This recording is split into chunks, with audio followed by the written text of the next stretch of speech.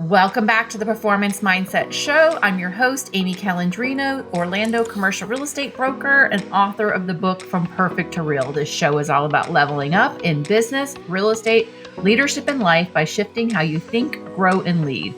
Each week, I bring you real conversations with top performers and mindset experts who are building big lives on their own terms. If you're ready to ditch perfection, trust your path, and grow with intention, you're in the right place. Be sure to subscribe and let's get into it. Today I have with me Chris Hatch. Whoop, whoop. So let's go. Yeah, Chris is a 6th generation Utah. And did I say that right? Yeah, I got it. And then Utah. Yeah. You got a little more like redneck, Utah, right? Utah. And a powerhouse in the commercial real estate world. You're managing, developing, and storytelling your way across the Western U.S. You're a partner at Forza Commercial, which manages more than 4 million square feet of property, and at Forza Development that handles ground-up retail projects nationwide and multifamily communities throughout the mountain and desert states. Chris is also a part of Legend Partners, where his Salt Lake City office is home to 26 agents, or at least 20, specializing in retail, land, office, industrial, and investment sales. He's the founder of Mahalo Pro, a property management company that keeps commercial assets running smoothly year-round. And if that wasn't enough, Chris is the voice behind the Dirt Dog Pod that launched in 2024. And it's a podcast all about telling stories of the people who live on the road, building America's next great retail sites, from gyms to grocery stores to hair salons. He lives in Salt Lake City with his wife and 5 children and brings a refreshing mix of energy, humility, and humor to everything he does. Welcome to the show. Thank you for having me. So you're one of the busiest guys I know, multiple companies, 5 kids, and now a podcast. How do you even describe what you do nowadays? I just don't ever stop moving, right? Is what I would say in general. We are influencing commercial real estate in one way or another, right? And what I mean by that is we might be helping a operator, a tenant that needs new space. They need to find a new location, a second or third, whatever it is for them. And we're helping them with the brokerage. And then, as they're going into the building, what we noticed is there was a space there, and a lot of our clients wanted to hire us to handle the building and collect the rent and pick the trash up in the parking lot, or at least make sure it was clean, right? And so we created the management company. And so we got that running. And then, we decided, well, we could probably, remodel some of these buildings and make them look pretty good. And so therein lies the birth of the development company. And then in the middle of all that, we're like, who wants to do all these nasty jobs, right? Who wants to do everything that nobody wants to do? Clean up the trash, do the landscaping, fix sprinklers. Probably even all of it. All of that. Yes, yeah. Everything. Do security. I mean, just all of that. And that is what Mahalo Pros does. Yeah. So there you go. That's great. And then when did the idea to do the podcast come about? Yeah. We were looking to tell the stories. I spend so much time with the people that live on a road, and it's so easy. Customers take it really for granted, right? You drive down and you're entering into a shopping center, and maybe you're trying to decide on somewhere to go grab a bite to eat. Maybe you're meeting a friend, or you're getting the kids together, whatever it might be. And you drive past and you see 8 or 9 or 10 options in a shopping center of where to go eat. And what I think most consumers have no idea is how much blood, sweat, and tears went into getting each of those buildings constructed. And so a lot of what I'm attempting to do with the Dirt Dog Pod is I just was hanging out with all my friends who are, responsible for the growth of lots of these stores. And I thought, nobody tells your story anywhere. I mean, there's all these podcasts out there, which are great. And you've got some great episodes that I've listened into. We've got a lot of our peers that put out great content all the time. Chris Powers, Kyle Matthews, lots of other commercial real estate people. And, what I found is nobody was really talking to the retailers and telling their story. And I thought, well, let's do this. Let's put it out. And so I brought Aaron Harris in for episode 1, and that's it. We've recorded 25, and we've been at a pause for about a month. It is hard, by the way, once you get into a pause to get back into the rhythm. So, Now we're going into tail end of the year. So it's like my life is like 5% less busy as we go into this time of year. So I'll probably, get back to work and get more episodes going. It is a whole nother pipeline having a podcast. I don't want to scare people away from having a podcast, but it is a whole nother pipeline to go and recruit the people to be on the pod and prepare for the pod and then distribute it and market it. It's a whole nother, but I've met some really cool people. I really pushed myself to, like, you're a friend. And I have some friends on my podcast that are really cool, like you, but like, I really do try to push myself to meet just completely random like people and just, cold call them. And, I should probably record some of these cold calls like Fly does. Right. But it's kind of cool because you don't like, until you push yourself out of your normal, that actually you're 25 episodes in. Have there been any people that you didn't already have in your sphere that you were able to get on your show that you were really just like, oh my God, I can't believe I got this person on? I would say half. Yeah. Half of them. Yeah. And what's been interesting now is some of the brands that have been reaching out to me that are, they are household staple retail names that if I rattle them off, everybody in America knows who they are.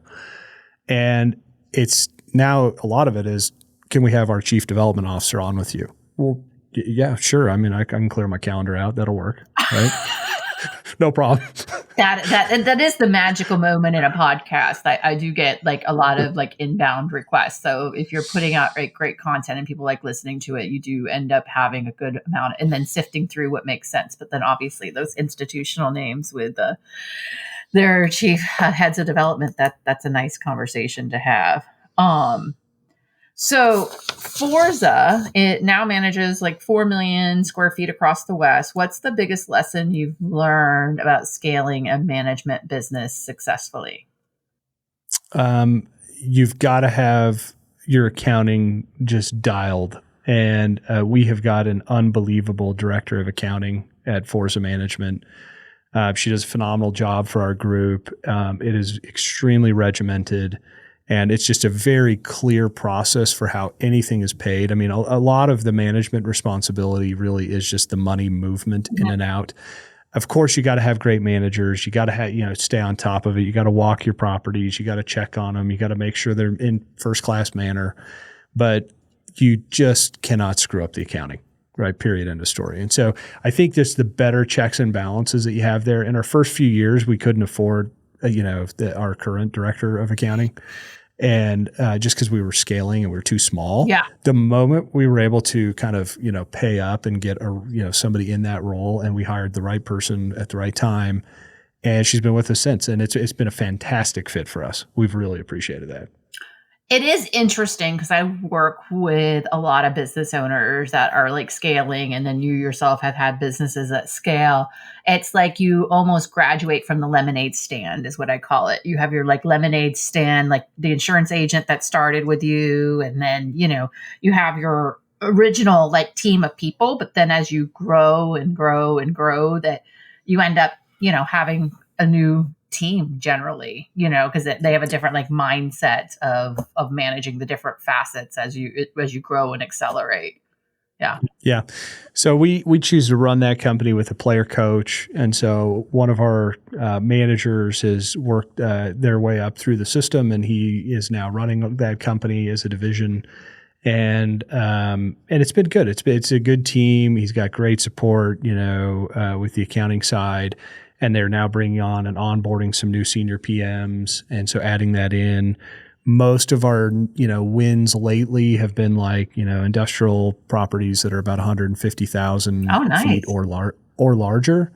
That's kind of the sweet spot there in the industrial world, which is great. And we've won a handful of those even just this year.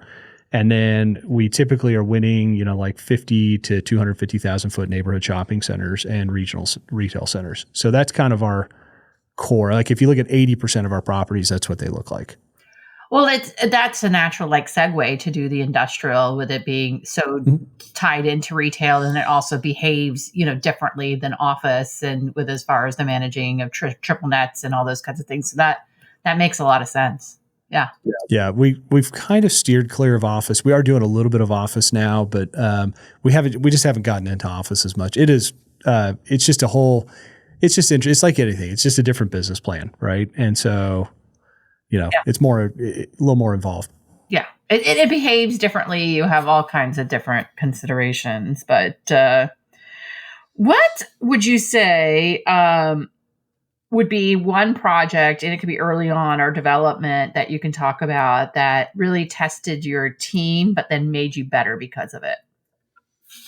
Man, development, the development business is constant challenges, right? So, I mean, I could just go to the last challenge, which was yesterday or whatever else it might be. But we started our ground up development team in 2020. And since then we've acquired, what a time to start. So since then we've acquired, just under 50 properties, like 48 or 49 properties since then. And during that time period, we've had COVID, we had the supply chain shortage, we had the interest rate run up, then we had more supply chain shortages. And so it's just been like one disaster after the next. And so I would say if I kind of look back, probably the biggest challenge that we have had over the last 5 years as a development team is just trying to figure out how to manage through the supply chain shortages and what's available. And by the time we're building a building, what's been short. That's probably one of the things that we learned a lot of lessons from, is just how to communicate better. COVID caused us to go remote. And so we had to learn how to work remotely. We choose to be in person in an office. 95% of our people are here every day. Yeah. And that's how we choose to operate. But, we have the ability to operate remotely as well, which is lovely, because if somebody's, on vacation and they need to just check in for 1 minute on something, it's super easy. It's so efficient to be able to do it. And so that's been very helpful. I don't know if that quite answers your question, though. Well, I think, I think development, first and foremost, is challenging to begin with, but then you've had the whole plethora of things that have come your way the last, 5 years. It's been a, changing environment, but through it, your team has been kind of resilient and been able to maneuver that. So. Yeah. And like I said, when you talk about problems, I could just think of any problem you want to talk. Whether it's yesterday, today, last week, the day before. Like, we just built a parking lot in this town about 40 minutes north of our office here in Salt Lake. And so it's a local project, right? We're here. We're in our backyard. And we had to build a parking lot because we're swapping properties with an auto dealer that's next door to us. And so to do that, we're building them parking lot where they're going to park employees and new and used car inventory. And then we get their ground as a swap, which we can now develop their piece. And so it's all we're doing is building an 1.5 acre parking lot. This sounds like a pretty easy job, right? Mm-hmm. This 1.5 acre parking lot has been more involved than probably any building we've put up in 5 years. And just everything you could possibly imagine. So we're finally there, like asphalt's down, which is really critical this time of year in Utah because, our temperatures are dropping, right? Our asphalt plants close down, anywhere from 2 to 5 weeks from right now, and then they're shut for the winter. Oh, wow. I never thought that would impact you development-wise. I live in Florida where it never freezes. Literally all of the mountain towns we work in, this is the issue. In Phoenix and Vegas, no problem. But all the mountain towns, this is the issue you face every year. So you're really under the gun. So asphalt got down. It was good asphalt. It was a good pour. Everything went well there. Got everything done. Got our storm drain detention basin built. And then we're ready to tie into the UDOT, the DOT, control box, right, to tie into the stormwater. And we get out there on site and, we've been talking to the DOT for, 2 years now about tying into this box. Well, we get out there on site with them and they're like, well, how are you going to tie into the box? It's like 3 feet, it's a 3 foot by 3 foot box. And there's already a connection on all 4 sides. And we're looking at them like, you didn't know that there was 4 where in the last 2 years did you want to tell us that this was a problem? Like, everything's done, right? So then you're looking at it and you're like, well, now what do we do? Right? Well, this is a problem. We're adjacent to a river, right? So it's not like we have a whole bunch of fall here that we can drop it to somewhere else. Thank goodness there's a city storm drain on the other side. But just this little task of saying instead of tying into the DOT storm drain, let's tie into the city storm drain.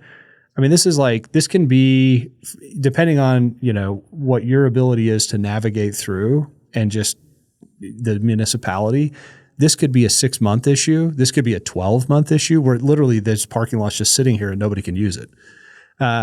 If for us, it's probably going to be about a 4-week issue.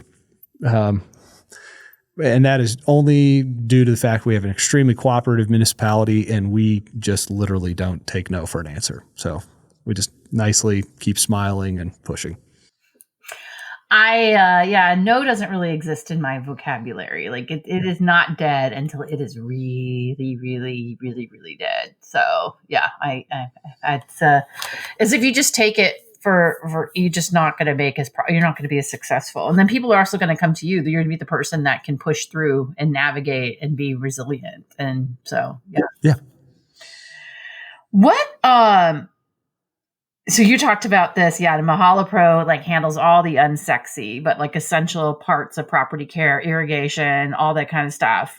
What made you build that line of business? Did you have a vendor issue, or what was it? Just multiple different things, or we had this unbelievable. I call him a kid. He was mid-20s, right?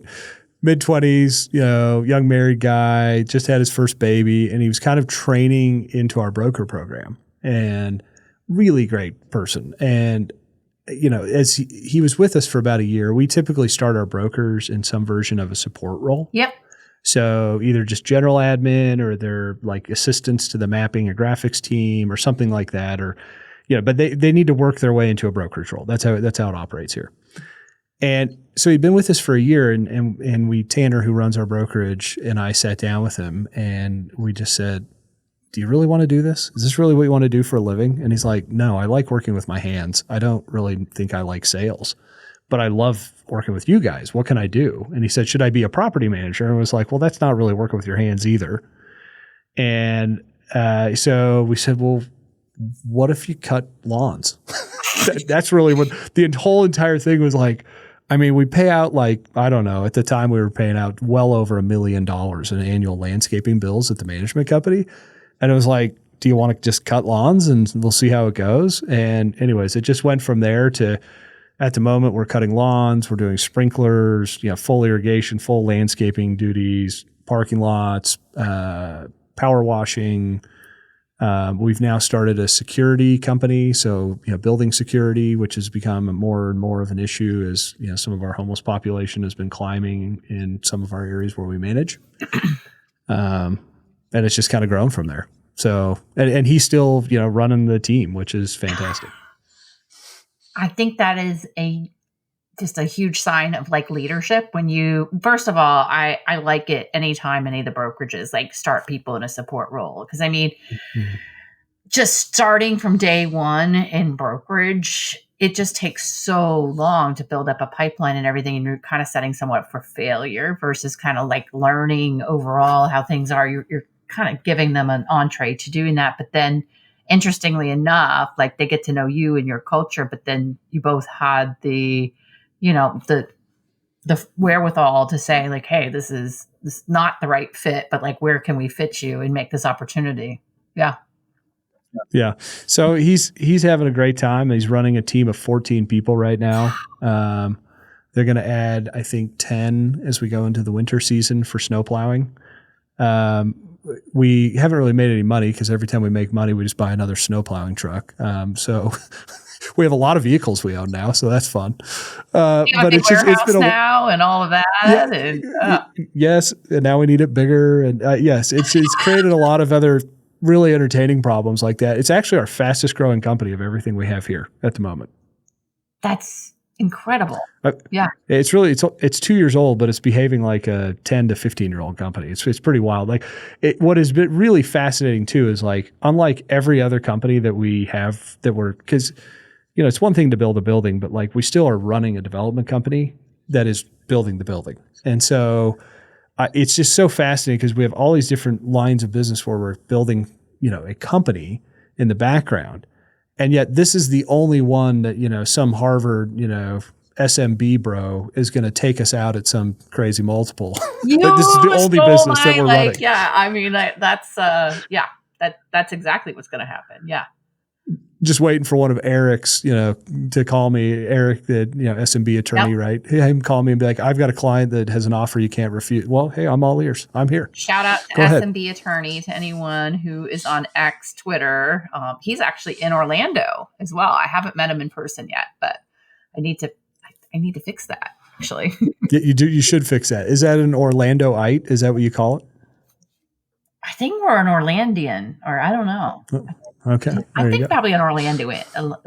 I don't know, Orlandian, but I'll have to look that up.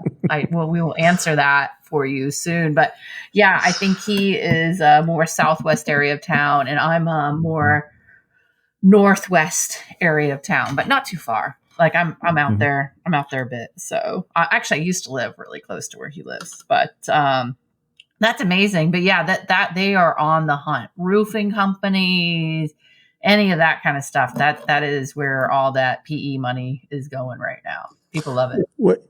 And it's really interesting if you look at some of those services that we're providing. And again, it's a lot of work that just people don't want to do. In general, it's not like glamorous work, right? Like nobody's sitting there at high school career guidance counselor and like, oh, for a living, I want to go cut grass or shovel snow. Right. For sure, nobody. But what's interesting is, you look at how secure some of those contracts are. If you are doing your job, no property manager on earth will ever, is ever going to let you go because you're doing your job. Right. It's the bar is like so low. You have to do your job and then bill for it, and then just generally be a nice person, and you will win at that business plan. It's pretty crazy. That is interesting. Yeah, I've thought about it before with like pest control companies that I have serviced, like my homes and my businesses, and it's the same guy, and then same guy. Like they're, as long as you show up, clock in, clock out, go do your thing, and yeah, you're right. There's a lot of job security to that. Yeah. My older two kids are both teenagers, and they're working age teenagers. And so what's been hilarious for us, like as parents, like so entertaining, is we'll send them out with the Mahalo crew anytime that they can get work hours in or whatever. And my oldest, she comes home and she's 16 at the time. I'm like, well, how did it go? She's been out for like 6 hours, right? She's like, oh, this is great. I'm going to get a tan. That's what her entire takeaway was when she was going to work on the first day. So she gets done. And I'm like, well, how was it? She's like, I had to shovel a dead raccoon into a trash can. And I'm like, mind you, like, the person running Mahalo, no warning that this had happened, anything. I'm hearing it live from our daughter, and I'm like, well, this is great. Actually, honestly, I don't care if the company ever makes a nickel as far as I care. As long as it keeps you two doing stuff like this, then I'm good. I think kids need to do something like that. I mean, that's a whole another episode for another like podcast, but I think the more resilience and making things do hard things. I saw on Instagram the other day, and it was really interesting. So me and you, I think we're about the same age, at least within a year or two, right? And I certainly look a lot older, but yes, go ahead. No, you're young, you're fine. So anyway, they say millennials, right? Those that are in their like 30s, 40s, and when we went to school, that we didn't have a water bottle. We didn't have any snacks in our backpack. We sure as hell was not allowed to like step out of the classroom to like go to the bathroom. You had to wait until break. What else? You didn't have a phone, all these things. And it's like it's so easy. But in the same way that things are easy, I think a lot of the youth that are coming up, teenagers and young adults, I don't think no exists so much in their vocabulary though either, because they know that there's this device and they can chase something down and figure that out. So it's like a double-edged sword. But I definitely do focus on like resiliency. My kids are a lot younger than yours, but I like to see kids struggle a little bit. There's her telling us about cleaning up this dead raccoon, and then here's the blisters, and it was a long day, and it wasn't just a suntan, it was a long day, and I'm just literally smiling on the inside all the way through. It was great. So every time we send them out, it's some story just like this, right? We're hearing some wild story, or some of the team members we get there are interesting, right? That you're cutting grass and you're shoveling snow, and so sometimes it's kind of an eye-opening experience who they're working next to, and it's entertaining. Well, you have the ability to converse with different people of all different, backgrounds, Sure. and you're just getting out there and doing hard things, and not just like sitting behind a desk and everything's nice and cush. I mean, it's getting out there. So that's awesome. So your 16-year-old's the oldest, the girl? I just turned 17, but yes, her, and then a son, and then 2 girls and a boy. Oh, that's amazing. Yeah. So I love your Dirt Dogs podcast, and it's so fresh and it's like so different. And then I think we talked a little bit about like why you started it, but is there one story or one guest that really like stuck with you? It's the biggest thing that is like I get from doing the podcast, and I feel I almost feel like a selfish feeling, like I am getting too much exposure, and it's the energy. If you could bottle up, I mean, I'm sitting in the podcast studio where we do the Dirt Dog Pod. If you could bottle the energy up in here of what I get out of these episodes, I mean, these people are on the road. Like Aaron Harris is on the road 250 to 280 days a year, right? And so, they have got to be high energy because they're opening 100 to 300 stores a year. Dan and Schiff with Dave's Hot Chicken, right?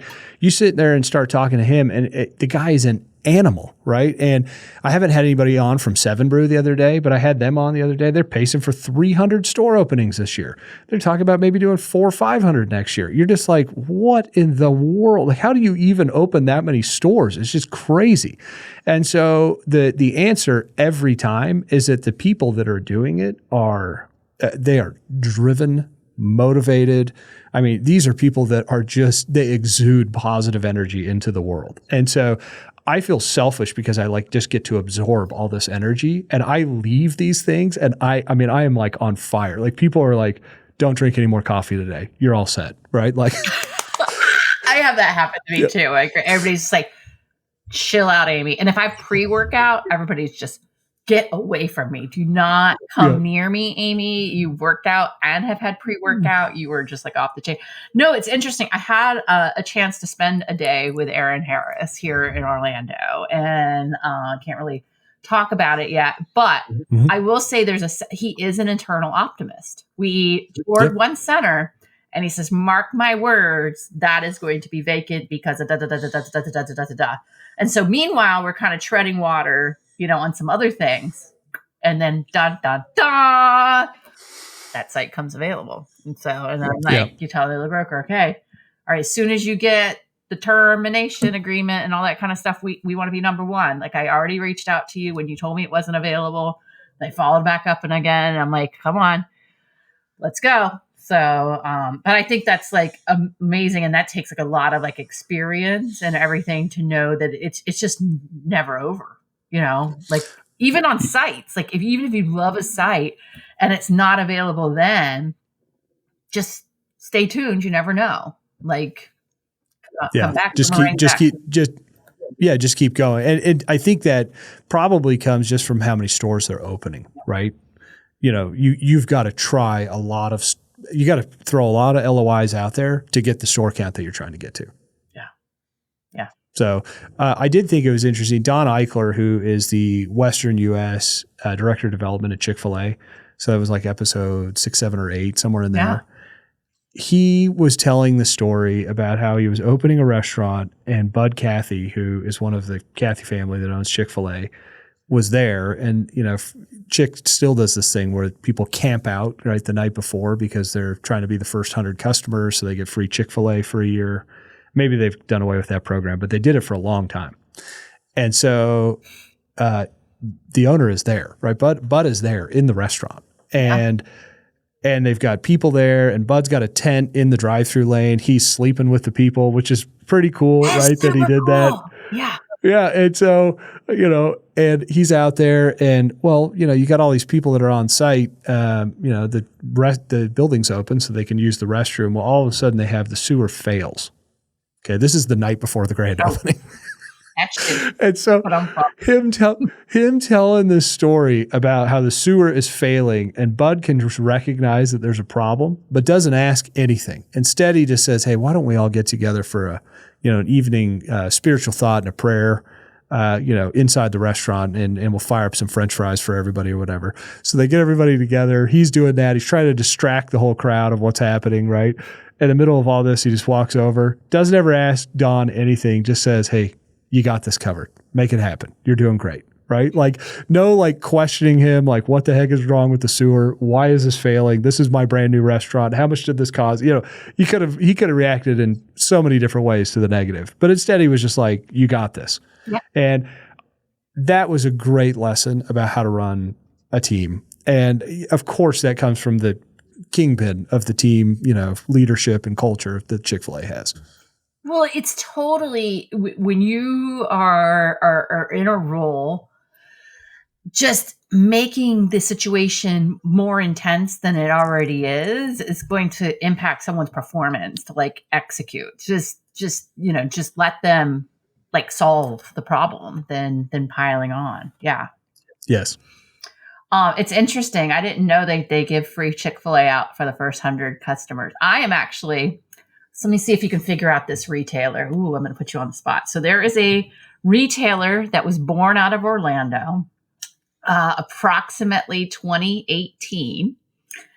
And they are almost to location number 100. I think they're up to 96, primarily Southeast, although I think they might have done one or two things West. I am actually their first official customer, and I get as much of their product as I want. Do you know who that might be? It's food? Yeah, food. But mostly, I'll just tell you, it's mostly coffee. Oh. Is it 100 stores? Almost 100. You got me stumped. I have no idea. December 3rd, 2018, Foxtail Coffee. They're mostly Southeast, though. You won't see them. They're coming your way. That is the one feedback I get on the Dirt Dog Pod is, I'll have people be like, "Hey, why don't, I had Hangry Joe's chicken on."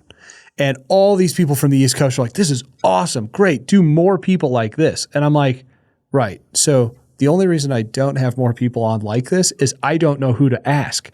Give me some ideas, right? Like, rattle off 5 people that you want me to reach out to. I'll go find the 5 people. Ooh, but yeah. So this is great. Let's go get them. I'll go reach out. Let's get them on the pod. Why not? 100 right? stores. We need to hear all about it. We need to hear why Amy gets free coffee for life and why she's your super fan. I am a super fan. It's like I show up to the store. They're like, "How come you have so many in your account?" And I'm like, "Oh, long story." So anyways, but yeah, it is interesting. Yeah. People usually have like a genesis of where the company kind of comes from. And then it either goes towards like a tidal wave towards the other coast or from the middle out. Yeah. It's interesting to watch. Well, the Southeast is such a rich, customer base for drive-through concepts and chain stores. I mean, you're in the heart of it right there, right? So if you've got the right thing, I mean, they can take their time getting through the Southeast and owning those markets and then moving, right? Yeah. Yeah.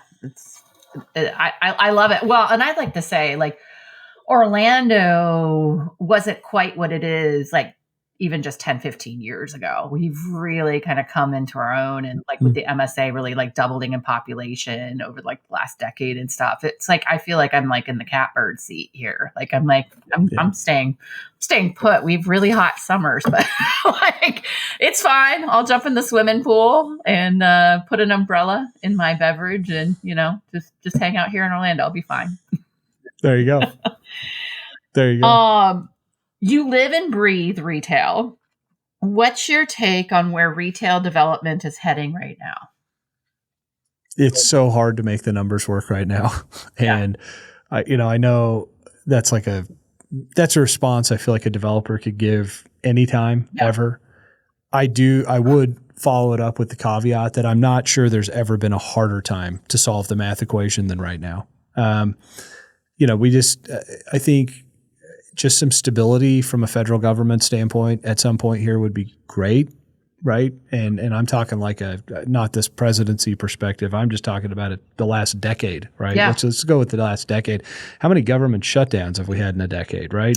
You got the debt out of control. I mean, it is just so all over the place. And so it'd be nice if we could just be a little more balanced for a little while longer, rather than like a 3-month period or 2-month period at a time, because it takes time to build these buildings.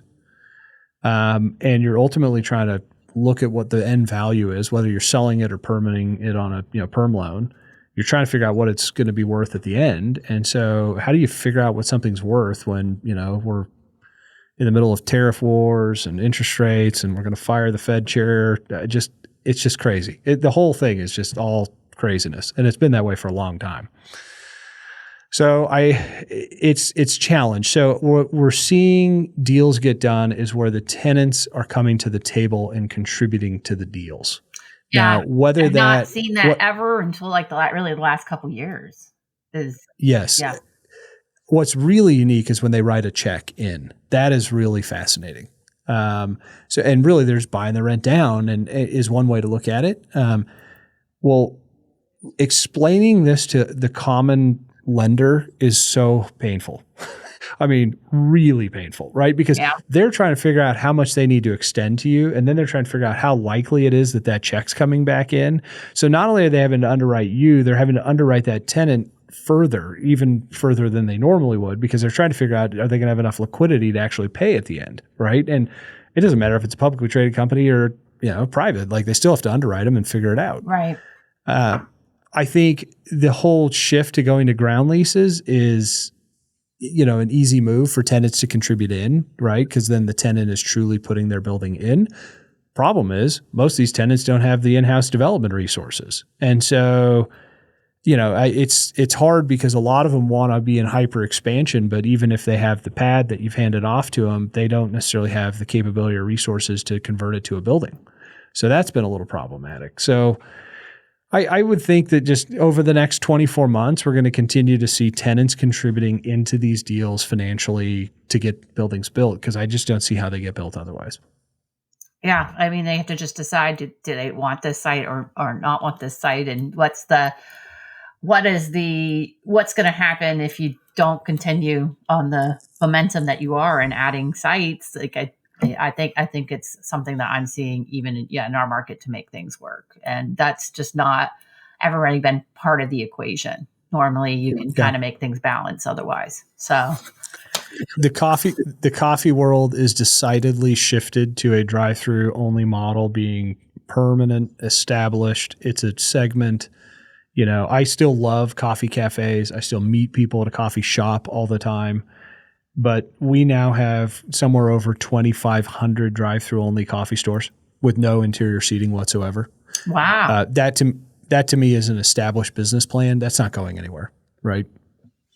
Yeah, there's very, very few. I think that in the beginning, I'll even just use fact. I don't think they cared as much about like drive-through when they first started, but drive-through has become just huge. It's you really have to think carefully if you're someone in coffee, whether you would have a store that doesn't have a drive-through, and what does that look like? Yeah. Yeah. How many locations? Like you're all about that. It was something like how many locations for Starbucks closed down? It was over 500, right? Yeah, I forget the exact count. I did run the math and I tweeted about it. I want to say it was like 2.8% of their overall store count. Yeah. And then I think it was like something like 80% of them were not drive-through or something like that. Or I forgot what the proportion of it was. Yeah. I wasn't, as far as me looking at the list, I wasn't focused nationwide. I was more focused on select states. And I will tell you, in those select states, it was not that high on non-drive-throughs. It was more like maybe it was probably flip-flopped, really. Probably about 20 to 30% were non-drive-throughs. And 70 to 80 were drive-through stores. Oh, interesting. Huh. Yeah, I think that, to me, that was just a healthy trimming of the fat. Yeah. Starbucks is an unbelievably robust company.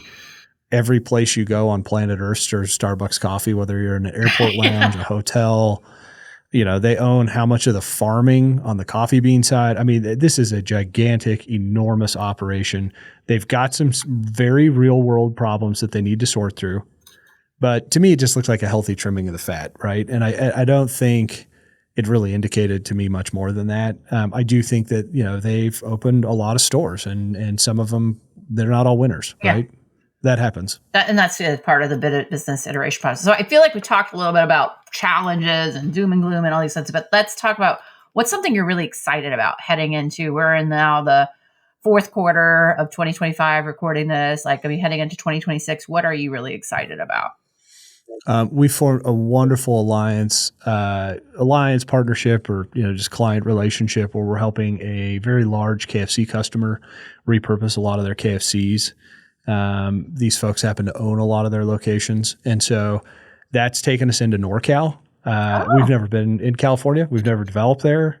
We are building a Dutch Bros, our first store where we're developing something simultaneously while we're repurposing some of these KFCs. And it's been a lot of fun. It's really entertaining to give these older buildings, a lot of them are 30 plus years old. And we're giving these old, buildings that really probably weren't seeing that much volume. And now we're giving them new life. And it's fun. It is way fun. Yeah. Oh, and I always love your tweets with like site maps of all the different drive-thrus. And like you have one site with 2 drive-thrus. Mm-hmm. Did you ever post one with like 3, or was it just 2? 2 on one site, right? Let's see. We did 3 buildings that had double drive-thrus on them.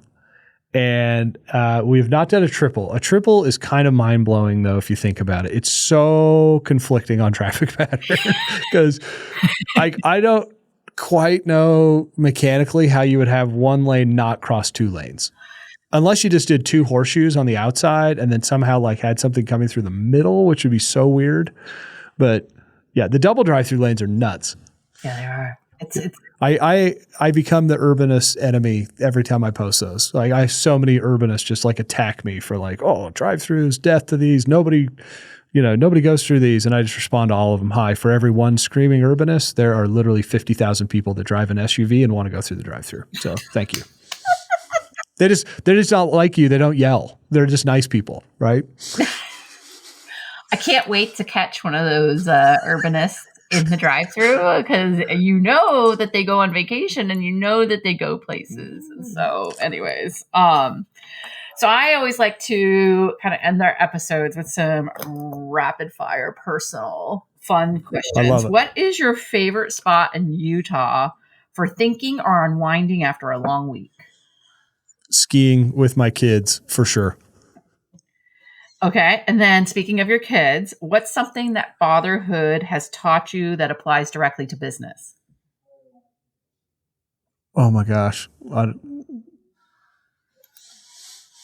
Off the top of my head, patience, for sure. I mean, my kids have definitely taught me more patience. I am not a patient person still, but whatever amount of patience I have, it's 100x because of having children.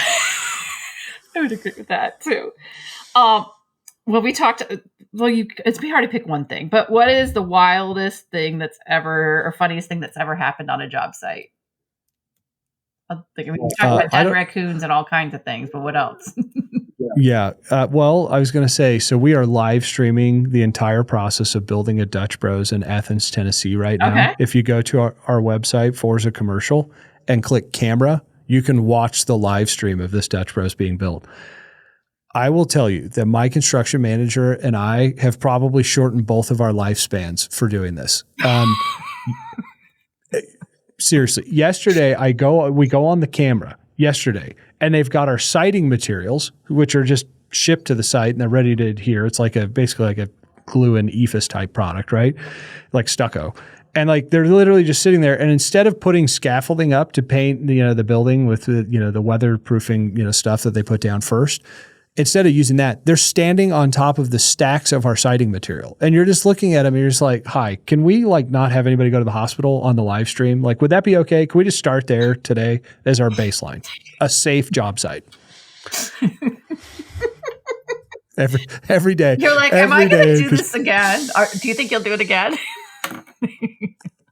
I don't know. I do not know. And that's the thing is Aaron has literally told, I don't know, like 50,000 people about this, right? Like he just keeps telling more and more people about it all the time. And so, and mind you, if we have 101 days to build the Dutch Bros. So that is where, yeah, that's where I thought it would be kind of cool. So we literally pushed it out. We're like, okay, you can see every day. Well, it's been like 21 days and you can go on there and see. We have an entire building built, right? The whole structure is built. The roof's in. They're doing the weatherproofing. They'll start doing siding materials here shortly. I mean, we are absolutely on track, at least at the moment, knock on wood, right? Knock on wood. But we're pacing very well for our 101-day build schedule. But yes, the amount of chaos that my construction manager and I have already been viewing on the camera is out of control. I think you're just going to have to stop watching because you haven't been able to watch up until this point. But it's like, look away, look away. I seriously probably check it 40 times a day right now. Okay, I have two more. If someone gave you $1 million and you can't invest it in real estate, what would you do with it? I'd go convince Seven Brew to let me be a franchisee. There you go. Finally, if the Dirt Dog Pod made a movie, who's playing you?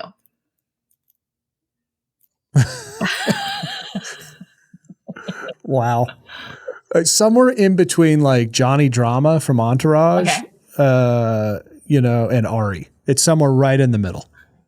Got to have a little bit of edge, a little bit of aggro, but then you also just need to close every day. Every day. Yeah. Is there anything that we didn't chat about that you want to chat about? No, I've really appreciated getting to know you, Amy, and we had so much fun with Ken Ashley when we were quail hunting together, right? Yeah. Earlier this year, that was a riot. But I appreciate all you do. Dirt Dogs edition from the, what are they called again? Guns and Grits. This is my Guns and Grits. That's right. And you're hunting orange so you don't get shot by your friend. That's right. We do not want to be shot by a friend. We don't need any of that. Like my clients need me doing their deals. So actually, you know what I'm touring this week is a former mortuary. One of my clients. Are you really? Yeah, I am on Friday. Wow. I'm gonna let you know how that goes. Do you convert a mortuary to something else, or is it another mortuary? Oh, we're converting it to something else. That's what we're looking at. Oh. I was working on my demos and my discounted cash flow analysis and putting all that together before I go. But it was interesting. I'm like, but there's not a lot of windows in a mortuary. So you got to like cut a bunch in there. So that would be interesting. So that is totally, I never even thought about that. Makes a lot of sense. Nobody needs to see fun stuff, man. So it's cool. I love Orlando. So, but yeah, it's cool. Yeah. And wonderful. What is the best way for people to reach out to you? Because you have probably 1 million emails and 1 million domains. Is LinkedIn, Twitter? What's your favorite way for people to reach out? Twitter DMs are a great way to reach out, or you can grab my email on any of our websites, Forza Commercial, Legend Commercial. So pretty easy to find. If you just Google my name, you can find me. Yeah. Well, awesome. This has been fun. And yeah, I can't wait to hang out again soon. And thank you to everybody for listening to another episode of the Performance Mindset Show. If today's episode gave you something to think about, share it and subscribe so you don't miss out on what's next. Want to go deeper? Grab my book, From Perfect to Real. It's all about dropping perfection and thriving your own way. You can also connect with me at amycalandrino.com. Until next time, stay grounded, stay growing, and keep showing up for you.